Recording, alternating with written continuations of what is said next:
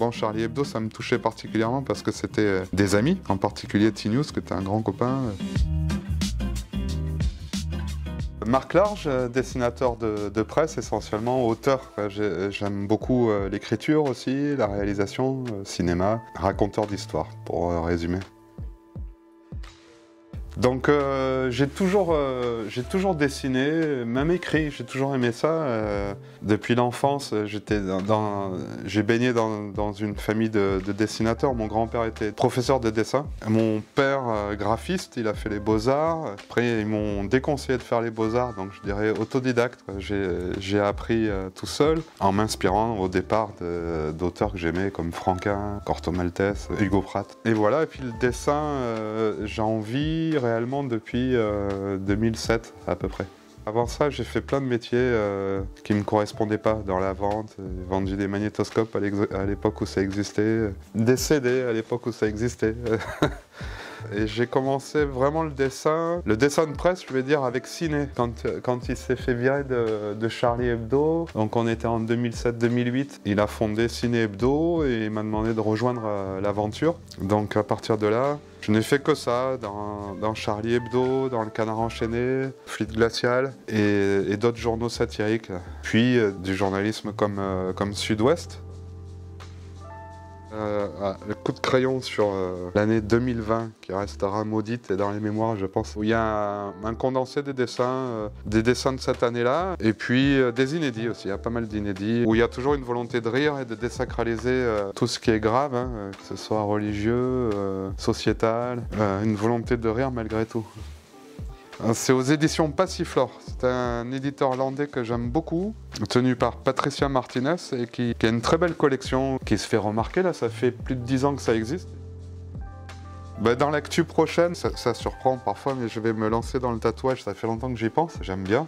C'est du dessin aussi, c'est beaucoup de responsabilités, c'est quelque chose... C'est un métier qui manque de dessinateurs, bizarrement, et voilà, je me lance probablement à Orthez, je vais suivre une formation pour être au point. Et après, dans l'audiovisuel, là, on a pour projet un film, court-métrage, un 25 minutes, avec une super réalisatrice bordelaise qui s'appelle Johanna Turpo. On a pour ambition de mettre en scène les premiers personnages des chansons de Renaud, Gérard Lambert, Germaine, La Pépette, Slimane, etc. Ils sont tous embarqués dans une même intrigue policière. Beaucoup de bons acteurs que j'aime beaucoup, Gustave Carverne, Xavier Mathieu, ouais, qui seront tous regroupés autour de ce film.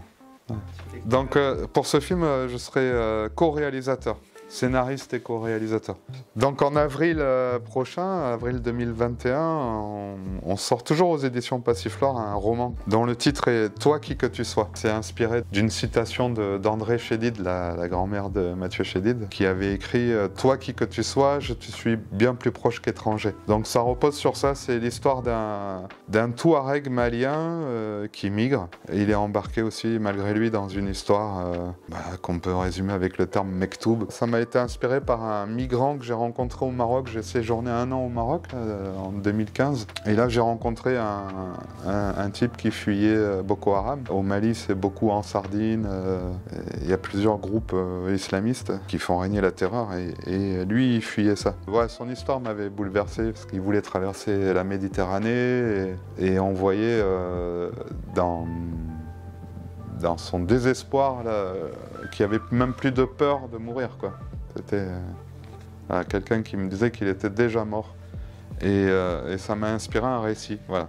Donc ce roman, il sort en avril. Le Club de la Presse, qui chaque année remet un prix à des journalistes. Alors, il y a le prix de la meilleure enquête, le prix du meilleur journaliste d'investigation, des grands reporters, tout ça. Il y a le prix aussi qui est décerné au dessin de presse. Et ils ont choisi un dessin qui est dans ce livre, que j'avais fait pour l'ouverture du procès de Charlie Hebdo, où on voit un avocat qui ouvre ce procès. Et, bon, Charlie Hebdo, ça me touchait particulièrement parce que c'était des amis, en particulier T-News, qui était un grand copain. Et ça a été une perte douloureuse en 2015. Et là, bon, le sujet ressurgit avec ce procès, 5 ans après. Et donc j'ai fait un dessin où il y a l'ouverture du procès avec un avocat qui dit « Avant de commencer, je voudrais qu'on respecte 1 minute de rire. » Ouais.